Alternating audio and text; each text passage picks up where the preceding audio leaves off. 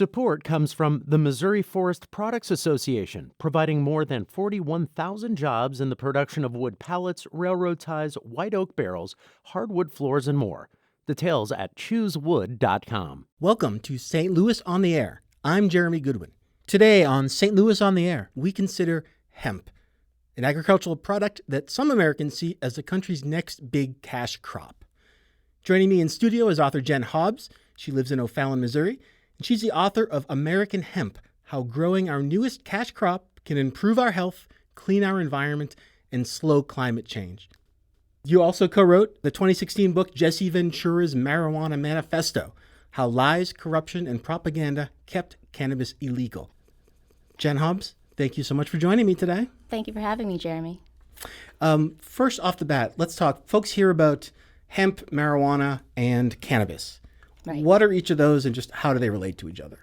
Sure. So hemp and marijuana are both cannabis, but the easiest way to differentiate would be, I guess, considering hemp and marijuana as cousins, so to speak. Hemp has 0.3% THC, around that percentage, and more CBD, whereas marijuana is higher THC content than CBD.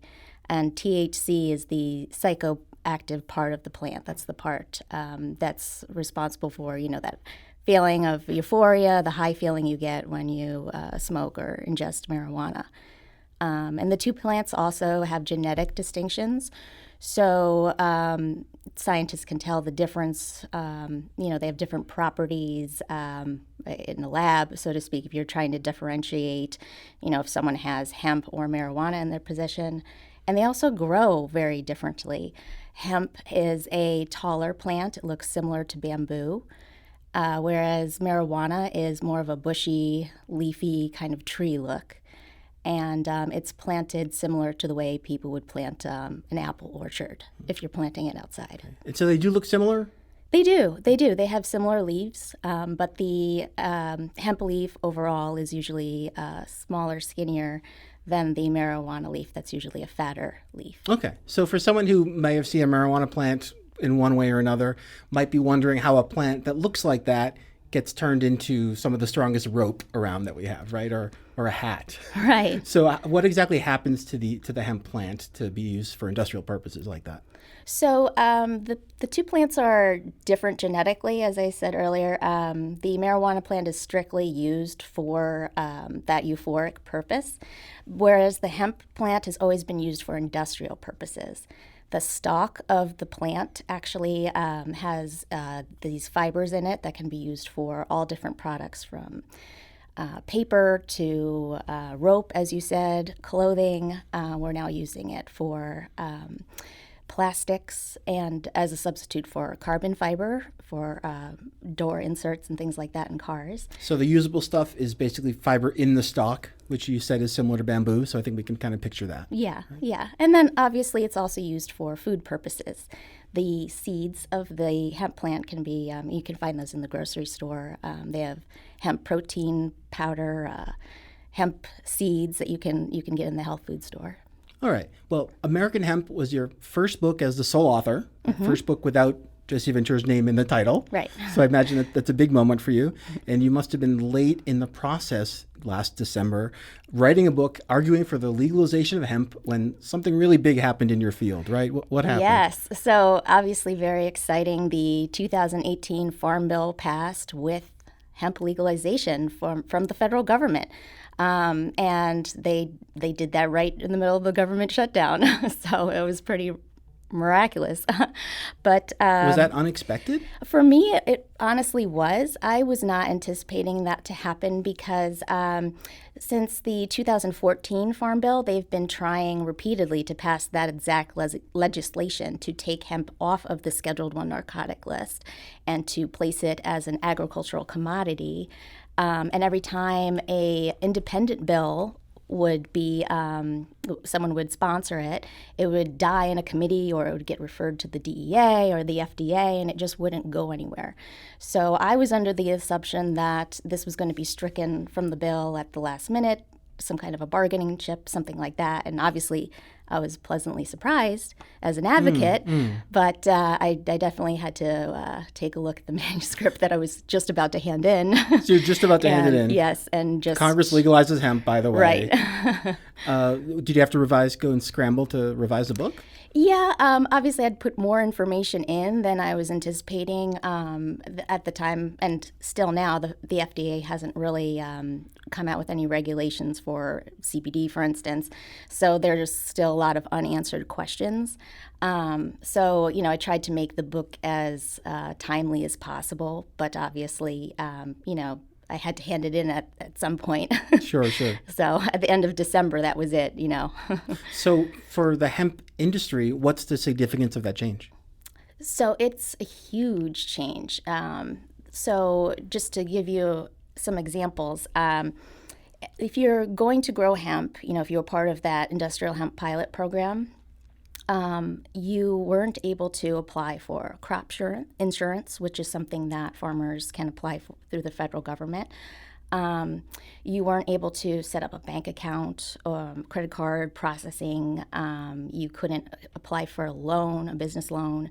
And, there were all these stipulations because you're dealing with a crop that is defined as an illegal substance by the federal government. So any federal agency that you would normally go to, like a bank, wouldn't deal with you. And the marijuana industry obviously still faces that problem. Once Congress decided to reclassify hemp as an agricultural product under the Department of Agriculture, that all immediately changed. So right now they're in the process of working out those guidelines for, how hemp is going to be grown state to state. But technically, you can apply for crop insurance. You can now go and, open a bank account and operate as you would any other commodity. Well, pro-cannabis legalization advocacy is something that I think we're most familiar seeing coming from the grassroots on the left somewhere, right? Mm-hmm. And you write in your book, Mitch McConnell, Senate Majority Leader Republican, Mitch McConnell will go down in history as the man who brought back American hemp. Mm-hmm. Tell me about that. How did that happen? So he's been a lot of different senators that have been obviously advocating for it for a long time, but for his particular state, it's becoming a big agricultural commodity for Kentucky because they're not growing tobacco to the extent that they used to. That used to be the cash crop for Kentucky. Right now, they're doing soybeans, and you can't make nearly the amount off of soybeans as you can with CBD hemp. So for him, and his state, the majority of farmers are small farmers. They're family farms. They're not these bigger commercialized farms that get all the USDA loans and subsidies. So it would really obviously help out his state in general to legalize it. So that was his main push. He was the one behind putting that legislation into the Farm Bill. Well, especially in these last couple of years, it feels like cannabis makes for strange bedfellows, right? You've got Mitch McConnell, former Republican House Speaker John Boehner was firmly anti-legalization of any form of cannabis for years. Last month, he gave a keynote address at the South by Southwest Festival advocating legalization. Right. What do you think changed for him or people like him? Well, I would love to say that something opened his eyes to it. Maybe someone in his family benefited from medical marijuana. But he was put on a board for a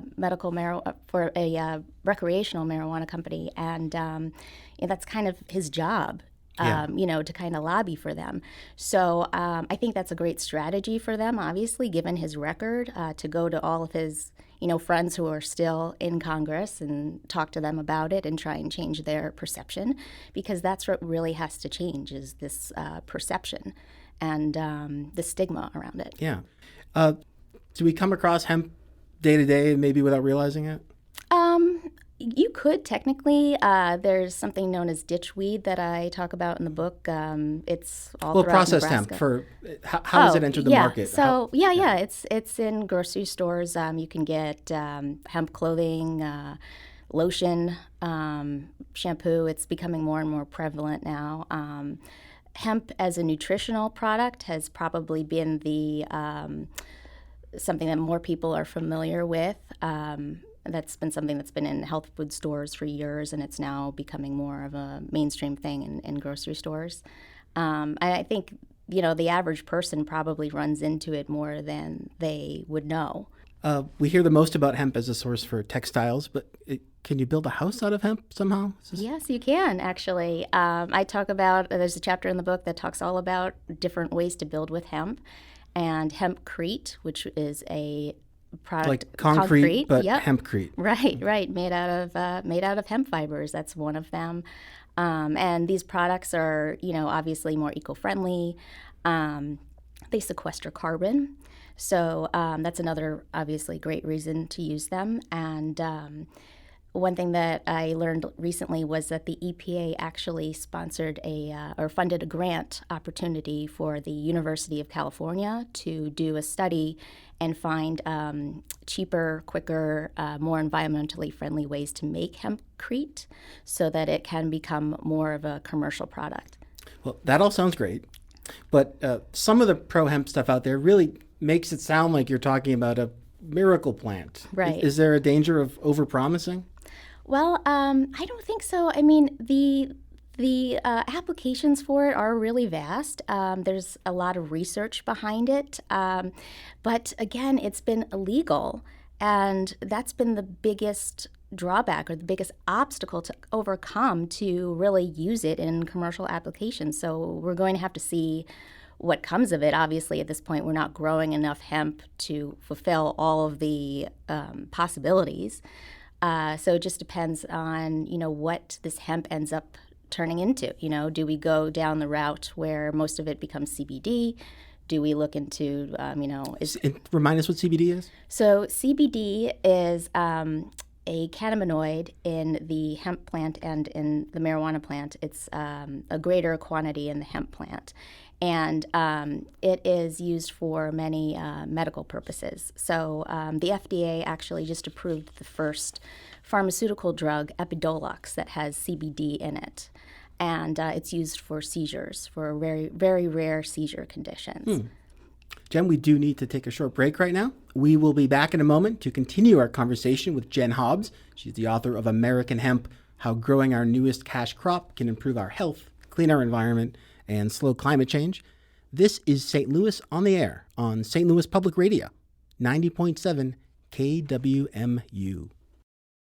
Support comes from the Missouri Forest Products Association, committed to conservation and careful management of the state's forests to make them more resilient and better habitats for wildlife. ChooseWood.com. And welcome back. My guest is O'Fallon, Missouri resident Jen Hobbs. Her new book argues that there are many possibilities for the future of the American hemp industry. Jen, I'd love to know some more about you. So much of your career, you were a publicist in the entertainment world, right? How did you find yourself on the path toward hemp advocacy? So I've always been fascinated by our country's history with cannabis and hemp in particular, just because of how conflicting it is. From the 13 colonies to the foundation of our country, it's been, the economic backbone. And then obviously that took a turn. And, that's just always been a personal interest of mine. But also, as cannabis in general, my husband is a medical marijuana patient. We moved to California to get legal access for him. And we grew medical marijuana for a while out there. And then I worked with Jesse Ventura for a little over 10 years now, and he knew. How does that happen? For those aspiring to work with Jesse Ventura or just curious about your experience, how did you hook up? Sure. So I was the publicity director at the company that published his book, Don't Start the Revolution Without Me. And I organized that tour for him, and then I worked with him on all his subsequent books, and get to really know someone in a 10-year span of time. And he was considering writing a book about cannabis, and we decided to work together on it. He has a pretty pronounced persona in public, right? He's very loud and has quite a presence. Is that what he's like sitting around in private? Not really. He's very talkative. He's very knowledgeable on a lot of different subjects. He's a really interesting guy overall, in general. Just his viewpoints and the way that he connects different ideas is really interesting. Did you pick up any moves, any wrestling moves, or, No, I didn't. or governing tips? Well, some governing tip. I mean, he talked about obviously his time in wrestling and being the governor of Minnesota. But he's so interesting to me because he's had so many different careers through the course of his life. Yeah, and it seems like cannabis has kind of become the family business for you, right?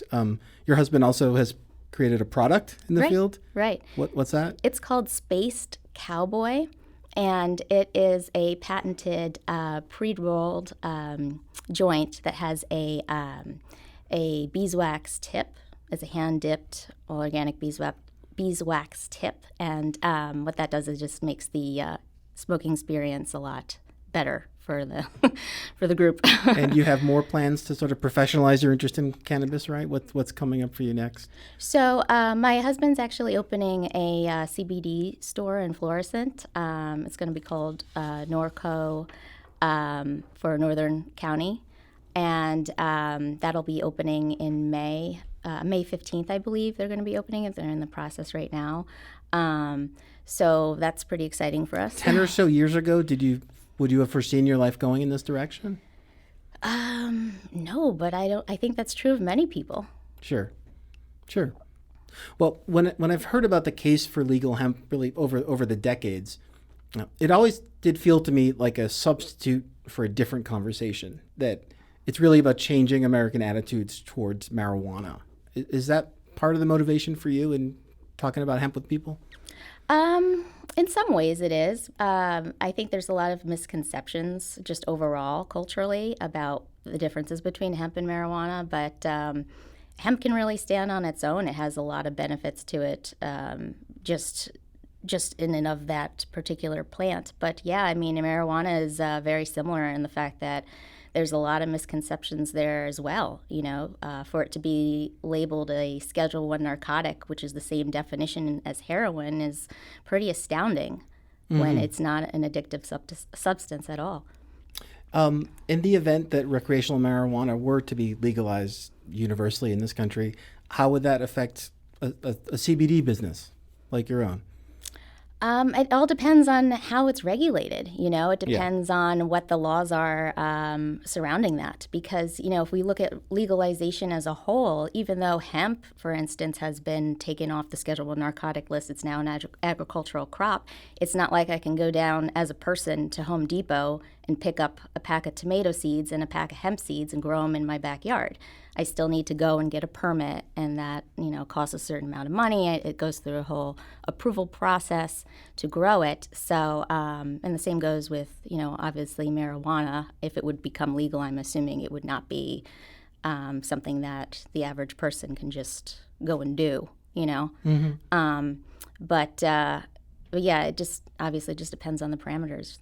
I'd love to get to the last part of the subtitle of your book. Sure. How does all this factor into climate change? Sure. So that's actually a big portion of the book that I dedicate to all the different environmental toxins that we have, just in general, from lead to environmental pollution from major industries. And hemp has a lot of unique abilities, one of which is called photoremediation. And what that does is it actually absorbs toxins from the soil or from the water. So just by growing it, it can really alleviate a lot of areas that are ridden with all sorts of contaminants. So that in and of itself is pretty astounding when you think about how expensive it is to try and clean an area that's been like a Superfund site, for example. And it also sequesters carbon much faster than other plants. Actually, it sequesters carbon faster than any other agricultural crop.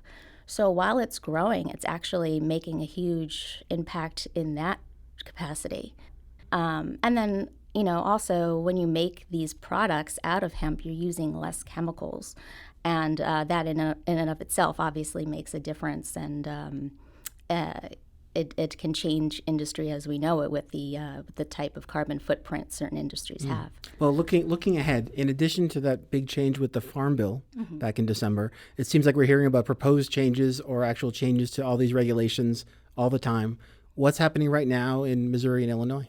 Sure. So in Missouri right now, we have a House Bill 824 that was referred to the Senate just earlier this month on April 9th. And that's going to be the bill to put Missouri law in compliance with the 2018 Farm Bill. So that seems to be on track to be passed on time. And then what the plan is to have people apply, get their applications in, go through the approval process, and then by October, hopefully October and November, we should see people that are set up and ready to go. And then for Illinois, I know that there's been a lot of back and forth for them because the farmers were not too pleased with the cost associated with growing hemp. They had the licenses set for $1,000 for the license itself and a $100 application fee, and they were concerned about that. It seemed pretty high compared to other states. So they're planning to try and get hemp in the ground by the summer, which seems to be a bit optimistic. But we'll have to wait and see if that occurs. Well, to put this all in context, these latest changes in law are the latest wrinkles in a long relationship between the federal government and hemp. And just to look at all this in context, you talk about going back. Advocates of hemp love to talk about how George Washington grew it and left some notes about how to best cultivate it. You wrote in the book, you called it the crop that essentially founded the American colonies. Is that overstating things? Well, it was a primary crop that was grown here. You could pay your taxes to the British government with it, and it was a big part of our economy, even as a country in its early start. Washington grew it at all 5 of his farms. All of the founding fathers grew it or were involved in it in some way. It was a big part of the economy back then. When you think about the British Royal Navy and the amount of hemp that was used for the uniforms and the sails for the ships. I read a lot about cotton and spices and searching for gold. I don't see hemp come up a lot in the American history books I've read. Oh, well, that's I guess it's not a well-known part of our history, but it's definitely there. It was primarily a reason why the British decided to colonize. They were looking for more land to grow hemp for themselves so that they didn't have to pay for it. Obviously England is a small island country. There's only so much land that you can, use for growing hemp when you're looking to feed the country. So in our case, that was one of their reasonings behind colonizing. We have about a minute or two left, Jen. The last thing is, where do you see hemp going in the United States? What's in the future for hemp? It's kind of hard to say, but the way that I look at it is it could be like the internet. We didn't really know what the internet was capable of turning into when you first got your first home computer and you had dial-up speed, and now it's obviously grown way past Silicon Valley into every aspect of our lives. Will we have hemp-powered computers? Is that in the cards? I talk about supercapacitors in the book that can be made out of hemp, so it's possible. So I said that as a joke. We might have hemp in computers. It's possible. Anything's possible. Jen Hobbs, thank you so much for joining me today. Thank you for having me, Jeremy. Her new book is titled American Hemp: How Growing Our Newest Cash Crop Can Improve Our Health, Clean Our Environment, and Slow Climate Change. St. Louis on the Air is a production of St. Louis Public Radio, 90.7 KWMU. Thanks for joining us. I'm Jeremy Goodwin.